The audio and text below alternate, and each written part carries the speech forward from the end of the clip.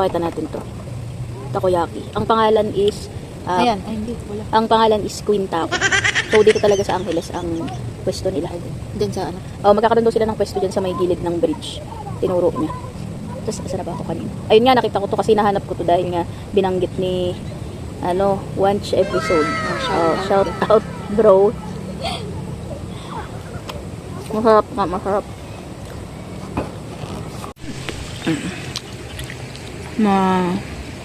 Kampit bahay.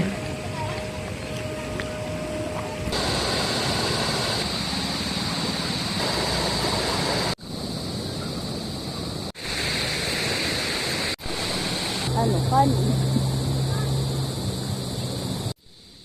So, ayan, so habang nagsasaing kami, medyo madilim na dito.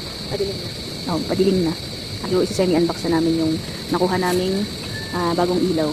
Ano to eh? Suggested to ni Sir Voltaire. Yung Yan, nakasama so, namin sa sitio, tangal. Ay, so nakasama namin siya sa CST. Tapos sa pag-uusapan niya yung mga lights. Mahilig din kasi sila sa lights silang mag-asawa. So sabi niya, meron daw abot kaya na lights na maganda, aesthetic daw. aesthetic. Oo. Tapos maabot daw siya ng 30 hours. Totoo kaya? Makikita natin. Kaya i-gagamitin natin na Oo. Bali kanina, ito to. Kanina, bago namin siya dinala dito. So, full charge na namin siya. So, hindi lang namin alam kung tama yung pagkaka-full charge. Ayan. So, tingnan natin. May iba-iba siyang option. So, ito yung una. Diba? Liwanag. Pangalawa, nasa ilalim lang yung ilaw niya. Tapos, antoputi lang siya. Tapos, mas maliwanag. Ganyan. So, apat yung option niya. So, check natin. Saan ba natin? So, dyan isasabit muna ni Ran. Okay. Mapindot mo pa ba? dito na lang at dito lang yung abot natin. Yun. Saan Sige, ba ang- open mo lang. Isa pa. Yung nakababa. Yan. So, makita natin yung liwanag niya. Yan. Try mo ang patayin muna para makita natin yung difference. Yan. A few moments later. Time check. Anong oras tayo? 6:40 nag-start. Tingnan natin kung hanggang anong oras siya okay.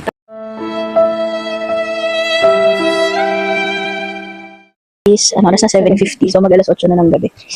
Ngayon na lang kami muna magkikipagtsikahan habang wala pang quiet time. Nung meron sa vlog na ito ngayon. Actually, may tatlong reason kung bakit meron tong pang third vlog, diba? So kung mapanood nyo or napanood nyo na yung first and second vlog namin, sobrang different ng approach niya compared sa ngayon third vlog na trinay namin.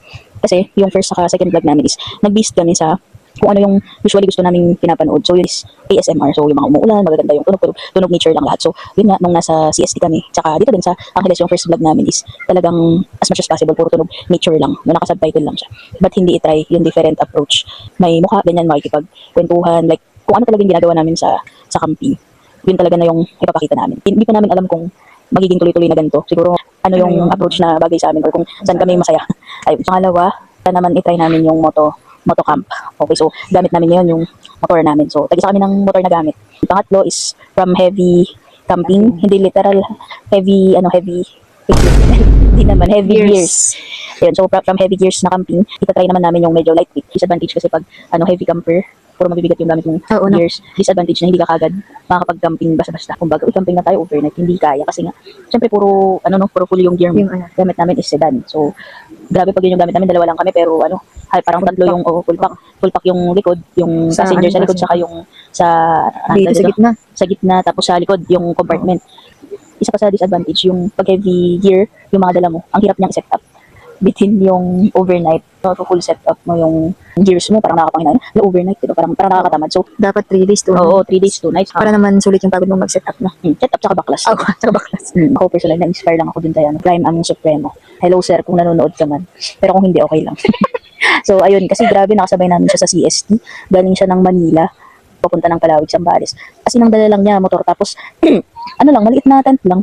Basta hindi ko alam nung tinitingnan ko yung loob nung niya. Wala siyang as in, yung tent lang niya. Wala, natutuwa ako kasi nga makikita mo nung kahit na gano'n lang yung dala niya. Nag-i-enjoy siya, makapag-usap pala namin niya ding adventures namin yung kwento gamit yung motor niya. So, na-inspire lang kami na, ay, grabe, pwede ka din palang mag-enjoy sa camping ng dala mo lang, literal na tent lang. Isa din yun sa reason. Kaya, yun trinay namin, yung ganitong setup. Sa ngayon, mag-vlog kami kung saan muna kami masaya at saka komportable. Ganun na lang. Kasi medyo nakakapagod pag parang pati yung hobby mo, parang trabaho na din. Di ba? Di ba? Bakit? Di lang, sinare lang namin yung tatlong reason. So, susunod na papakita na lang namin yung ano yung kinaya namin na light packing. Kung pinaka kailangan namin na feeling namin hindi talaga kami magiging komportable kapag hindi namin dala. Ipapakita namin mamaya yung mga nagamit namin. Tapos, tingnan natin kung ano, approve sa mga nagmomoto camping. Oo. Baka sobra pa. Ganun.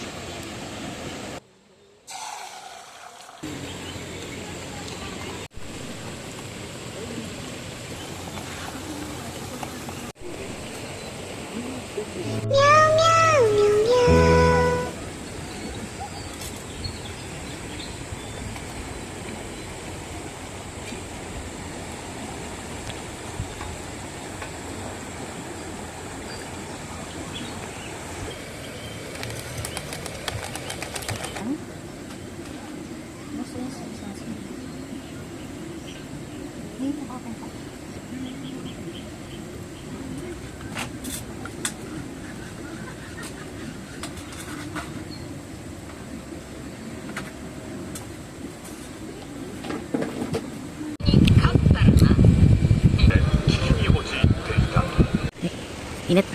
So, ayun, nagpa-pack up na kami. Yan.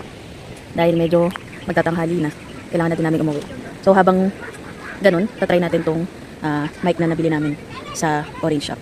Ayan. So, itong part ng video na to, hindi pa naka-on yung mic. Try natin yung difference kapag nalagay ko na yung receiver. So, ito siya. Pwede siya sa iPhone, pwede din siya sa mga Type-C na phone. So, ilalagay ko na.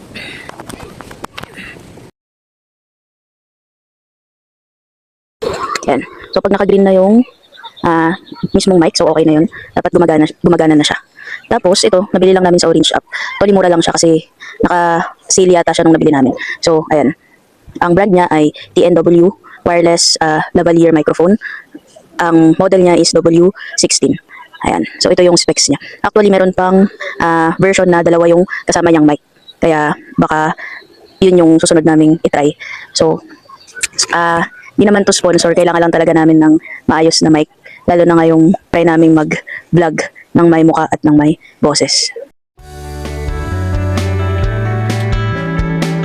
So ayun mga kapitbahay, it's time to go home. Pero kita-kits pa rin sa susunod na linggo. Kasi meron tayong pupuntahan na bagong campsite around Zambales lang. See you next week!